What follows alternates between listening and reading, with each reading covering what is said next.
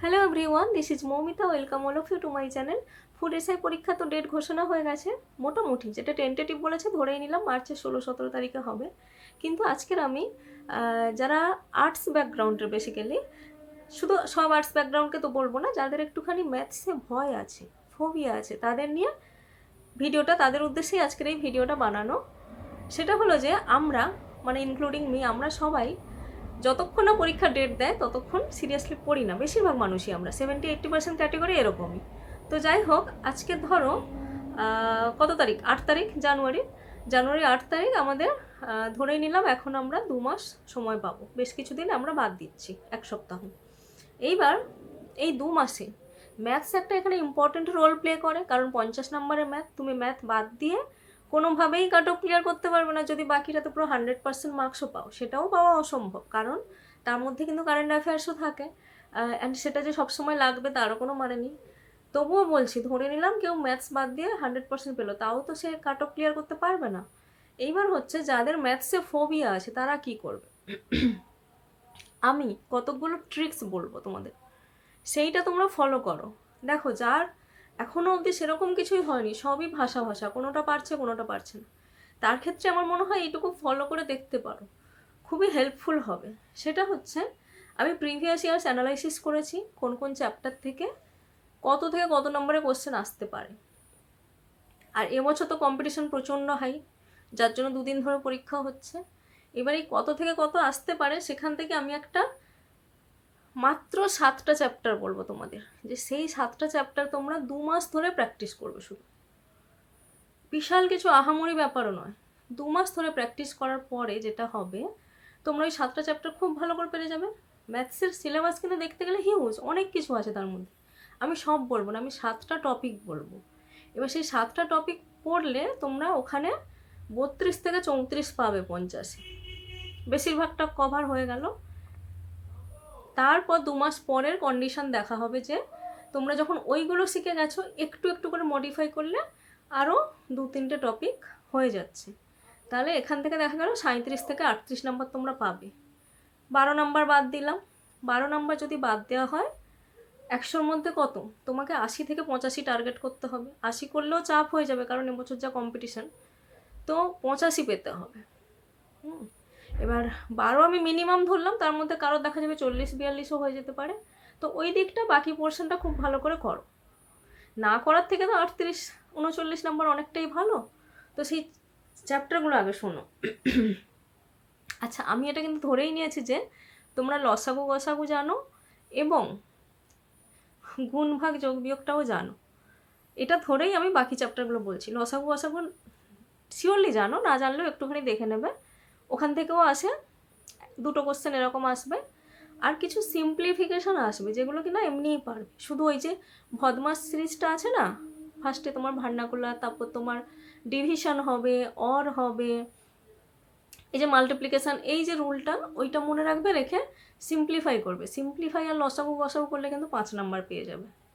ঠিক আছে, এই 5 নাম্বারটাকে আমি সাইডে রাখলাম, কারণ এটাতে নতুন করে শেখার মতো কিছু নেই, এটা একটু দেখে নিলেই তোমরা পারবে। এবার আসছি, ফার্স্টে তোমরা শিখবে যেটা, সেটা হচ্ছে অনুপাতের অঙ্ক। খুবই সোজা জিনিস অনুপাত।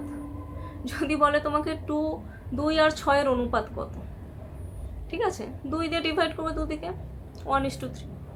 তাহলে এবার এরকম সোজা অঙ্ক আসবে না, অনুপাতের এই কনসেপ্টটা জানো। হয়তো কতগুলো লোকের বয়সের অনুপাত চাইতে পারে, এরকম কিছু অনুপাতের অঙ্ক চাইতে পারে।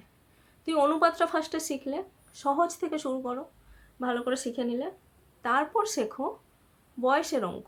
মানে ধরো, আজকে তুমি একজন তো অ্যাডাল্ট, পরীক্ষা দিতে যাচ্ছ চাকরির, তোমাকে কেউ যদি ধরে জিজ্ঞেস করে, এই তোর 5 বছর আগে বয়স কত ছিল, তুমি কি বলতে পারবে না? তুমি পারবে, তোমার বয়স থেকে 5 বছর মাইনাস করে দেবে। অন্য কেউ সাথে বলে, না না, তোর বাবার, মানে কাকুর 10 বছর পরে বয়স কত হবে বলতো, সেটা কেউ তুমি বলতে পারবে না? পারবে। তোমার বাবার যা বয়স তার সাথে 10 বছর অ্যাড করে দেবে।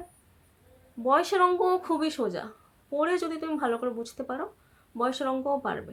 তাহলে এরপর তুমি অনুপাত শিখলে, তারপর বয়স শিখবে। বয়স শেখার পর যেটা দেখবে, বয়স আর অনুপাত মিশিয়ে অঙ্ক আসে। তোমাকে বললো যে বাবার বয়স 4 বছর আগে কত ছিল, তোমার বয়স এখন কত, দুজনের বয়সের অনুপাত কত। তাহলে তুমি 4 বছর আগে বাবার বয়স বের করলে, তোমার এখনকার বয়স কত দেওয়া থাকলো, কি বের করতে হলো, তারপর দুজনের বয়সকে অনুপাত করে দেবে। তাহলে অনুপাত আর বয়স মিশিয়ে আসলো। তাহলে এই অনুপাত, বয়স আর বয়সের সাথে অনুপাত, এই এই কনসেপ্টটুকুকে মিশিয়ে আগের যে 2019-এর কোশ্চেনে এসেছিলো তোমার 5 নাম্বার, তাহলে 5 থেকে 6 নাম্বার তুমি এখান থেকে পাচ্ছ। ওদিকে লসাগু গসাগু সিম্পলিফিকেশান থেকে হয়ে গেল 10।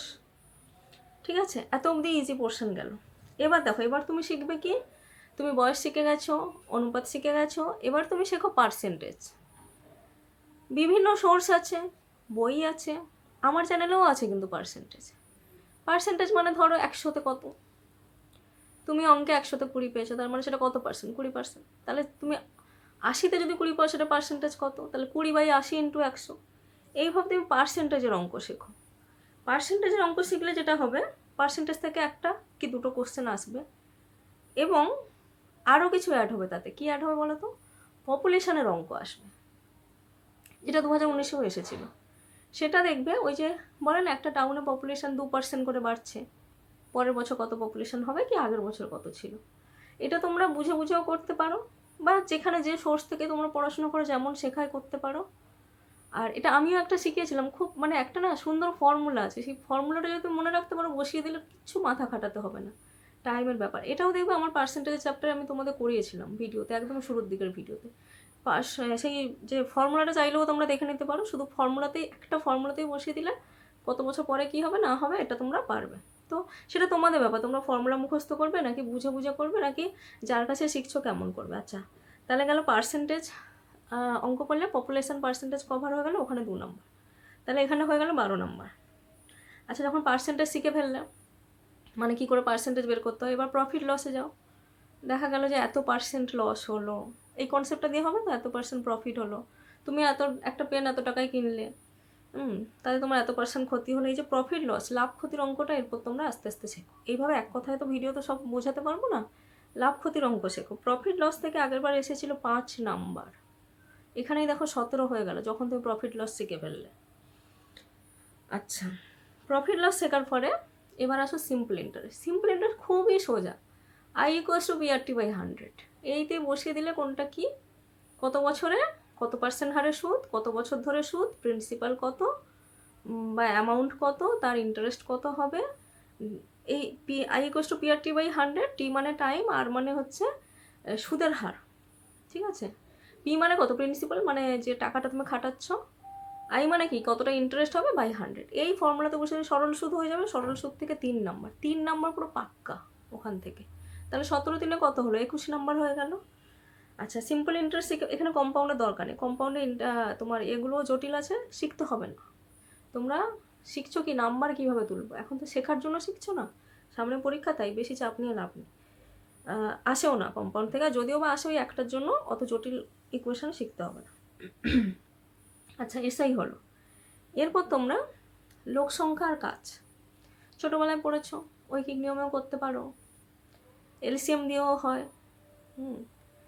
এখন তো শেখাতে পারবো না তোমাদের, এলসিএম দিয়েও হয় আর ঐকিক নিয়মেও হয়, যেভাবে খুশি করতে পারো। এতজন লোক এতদিনে কাজ করে, এতজন লোক কতদিনে করবে, বা এ 2 দিন পর চলে গেল, সি আসলো, সে কতদিন পর, এই যে অঙ্কগুলো ওখান থেকে 2 নম্বর আসবেই। 2 নম্বর মিনিমাম বলছি আমি, এগুলো কিন্তু বাড়তেও পারে।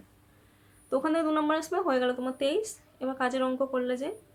আচ্ছা, এরপর চলো তোমরা ট্রেনের দৈর্ঘ্য এত, একটা প্ল্যাটফর্মকে অতিক্রম করতে কত সময় লাগবে, এত স্পিডে যাচ্ছে, একটা ল্যাম্পপোস্টকে অতিক্রম করতে কত সময় লাগবে। এই যে অঙ্কগুলো, ট্রেনের অঙ্ক খুব খুব ভালো করে প্র্যাকটিস করো। ওখান থেকে 4 নম্বর এসেছিলো, মিনিমাম 4 কিন্তু তুমি পাবে, 5 নম্বরও পেতে পারো। তাহলে আমাদের ছিল 23, হয়ে গেল 27। এইবার আমি একটা বলবো, 27 নম্বর হয়ে গেল তো, গতিবেগ। এই যে গতিবেগের অঙ্ক, এত গতিবেগে গেলে কত সময় লাগবে, বা একটা জায়গার দূরত্ব নির্ণয় করা, এই যে গতিবেগ সংক্রান্ত অঙ্ক, এটাও খুবই ইজি।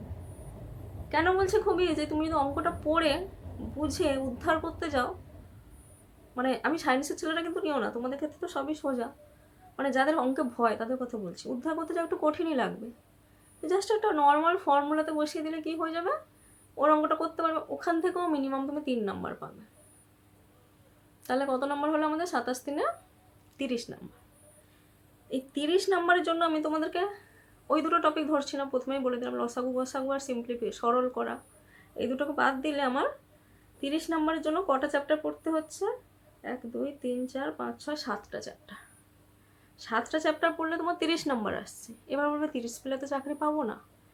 তোমরা এই 7টা চ্যাপ্টার 7 দিনে 21 দিন ধরে, আচ্ছা 7 4 28, একটা চ্যাপ্টার নিয়ে 4 দিন করে প্র্যাকটিস করে যাও। 4 দিনে নিশ্চয়ই একটা চ্যাপ্টার বুঝতে পারবে, বা 5 দিন করো, 7 5 35, একটা চ্যাপ্টার নিয়ে 5 দিন ধরে যত রকমের প্রবলেম হয় প্র্যাকটিস করতে থাকো।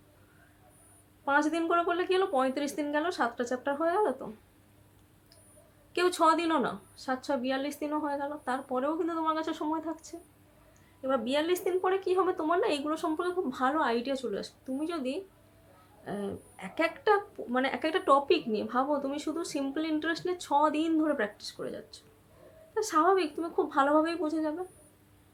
42 দিন পরে যেটা করো, মানে 42 দিন পরে মানে ফেব্রুয়ারি মাসে, তখন তুমি আস্তে আস্তে 2-1টা টপিক অ্যাড করো। যখনই তুমি শিখে গেলে, এই যে যেমন তুমি ট্রেনের অঙ্ক শিখে গেলে, তো যখনই ট্রেনের অঙ্ক শিখে গেলে তখন তুমি এই যে মানে নদীতে, সমুদ্রের যে গতিবেগ যে থাকে না জোয়ার ভাটা দিয়ে, ওই অঙ্কগুলো তখন দেখবে বুঝতে পারবে। যখনই তুমি গতিবেগ শিখে যাবে আর ট্রেনের অঙ্ক শিখে যাবে, তখন দেখবে তুমি গতিবেগ, দূরত্ব গতিবেগটা, ট্রেনের অঙ্কের সাথে অতটা হয়তো রিলেশন নেই, দূরত্ব গতিবেগটা যখন ক্যালকুলেট করতে শিখে যাবে, তখন স্রোতের অনেকগুলো, স্রোতের প্রতিগুলো শিখে যাবে। সেখান থেকেও তুমি 1-2 অঙ্ক পাবে। আর হচ্ছে অংশীদারি কারবার অ্যাড করো। অংশীদারি কারবারও খুব সোজা, কারণ তুমি অনুপাত শিখেছো। অনুপাত শিখলে ওই কনসেপ্টকে কাজে, ওই যে হয় না, এ বি সি এত টাকা দিয়ে একটা ব্যবসা, মূলধন দিয়ে ব্যবসা শুরু করলো, এ এত মাস ধরে করলো, সে 100 বছর করে করলো, বছরের শেষে এত টাকা লাভ হলো, কে কত টাকা প্রফিট পাবে, মানে কে কত টাকা ভাগে পাবে। এই যে অংশীদারি কারবার, ওখান থেকেও 2 নম্বর আসে। তাহলে যখন তুমি অনুপাত সব কিছু তোমার ধাতস্থ হয়ে গেছে, তুমি অংশীদারি কারবার করো, ওখান থেকে 2 নম্বর পাবে। এরকম করে দেখবে আস্তে আস্তে বাড়াতে থাকলে তখন তোমার ব্যাপারটা 37-38-এ চলে যাবে। কারো যদি তারপরেও করতে ইচ্ছা হয়, আরও টপিক আছে, যেমন ধরো যেটা লোক সংখ্যা, কাজের অঙ্ক কটা এসেছিলো, 2টো কি 3টে এসেছিলো, কিন্তু কাজের অঙ্কটা যখন তুমি বুঝে গেলে, তখন যে ওই যে আর যে অঙ্কটা আছে, মানে এ অত টাকা এতদিন কাজ করলো, এত টাকা হলে বি কত টাকা পাবে, এই যে টাকা দিয়ে যে অঙ্কটা, তখন তোমরা ওইগুলো অ্যাড করো, তখন আবার 1-2 অ্যাড হয়ে যাবে। এরকম অ্যাড করতে করতে কিন্তু 38 থেকে 40 তোমরা পেয়ে যাবে। ভেবে দেখো, তোমরা এই স্ট্র্যাটেজিটা ফলো করতে পারো, কাজে কিন্তু লাগবে। বাদ বাকি যে তোমার জেনারেল অ্যাওয়ারনেস পোর্শনটা আছে, খুব ভালো করে পড়াশোনা করো, যাতে ওখানে ম্যাক্সিমাম নাম্বার পাওয়া যায়। ম্যাথে যদি 38 পাও, ওখানে 50-এ যদি তুমি 42-43 পাও, কত হচ্ছে? 80-র উপরে তো হয়ে গেল, মিনিমাম বলছি, তার মানে বলছি না এর বেশি তোমরা পাবে না, অবশ্যই পাবে। তো এই স্ট্র্যাটেজি আমি ফার্স্টে কী বললাম, এই যে তোমরা নিশ্চয়ই লিখে নিয়েছো খাতা খুলে, না লিখলেও ভিডিওটা আবার প্রথম থেকে শুরু করে দেখো আর লিখে নাও। এই 7টা চ্যাপ্টার তোমরা একটা 6 দিন ধরে প্র্যাকটিস করলে তোমরা 30 পাবে। লসাগু গসাগু আর সরল করাটা দেখে নেবে, নিয়ে তার সঙ্গে কি কি অ্যাড করবে বললাম, স্রোতের অনুকূল, স্রোতের প্রতিকূল অ্যাড করবে, অংশীদারি কারবার অ্যাড করবে, কাজ করলে কত টাকা পাবে সেটা অ্যাড করবে। এই 3টে টপিক, এগুলো কিন্তু এক্সিস্টিং টপিকের উপর বেস করে। যখন দূরত্ব গতিবেগ দিয়ে অঙ্ক করছো, তার সাথে স্রোতের অনুকূল প্রতিকূলের সম্পর্ক আছে। যখন তুমি অংশীদারি কারবার করছো, তার সাথে অনুপাতের সম্পর্ক আছে। আর যখন তুমি কাজ আর লোক সংখ্যা, যে টাকা কত পাবে সেটা করছো, তখন কাজের ওইটার সঙ্গে সম্পর্ক আছে। তাহলে এরকম করে তোমরা তারপরেও সময় থাকলে যে কোন সংখ্যাটা কত দিয়ে বিভাজ্য হবে সেই রুলগুলো দেখতে পারো, তাহলে আরামসে 40-এর ওপর পেয়ে যাবে, কারণ ওখান থেকেও আসে। তাহলে সবাইকে বলছি, ভালো করে পড়াশুনো করো, সবার জন্য বেস্ট অফ লাক। আর হ্যাঁ, একটা উপদেশ ভাবতে পারো, আমার নিজস্ব ইউটিউব চ্যানেল আছে, তবু বলছি এই মুহূর্তে না, যদি তোমরা একেবারে কাঁচা হও অঙ্কে, এই মুহূর্তে এই অনলাইন সোর্সের থেকে বেস্ট হবে নিজস্ব কাউকে ধরে সামনে বসে প্র্যাকটিস করো। অনলাইনে তুমি দেখছো, তুমি পারছো কিনা, বুঝছো কিনা, সেটা তো টিচার দেখতে পাচ্ছে না, তাই না?